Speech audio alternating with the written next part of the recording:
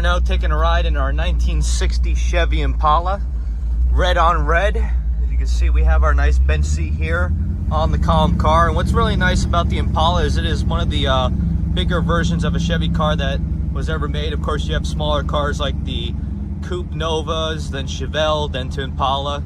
Even the Caprices, they were a bigger vehicle too. But going back to the one we have here, it has a nice 348 big block under the hood. And if I do remember correctly, I believe they have around originally 248, 250 horsepower. With the beautiful gloss red, we got the little Sun Pro Tack here. In the pictures, you may notice that the car sits a little higher in the back. That's because this car does come with air ride suspension, which you will see right there. You can control it to any which way you want it to.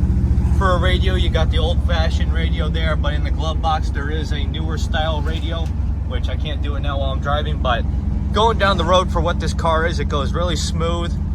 Power steering is very good. Power brakes function just as good. We'll demonstrate for you right now. As you can see, the wheel didn't turn any other direction. Still running pretty good. And of course, this is the kind of car that you'd love to take for a cruise, because before, cars were made out of metal, not plastic. Anyway, now we're gonna get her turned around and up on the lift. Please stay tuned to see the underneath.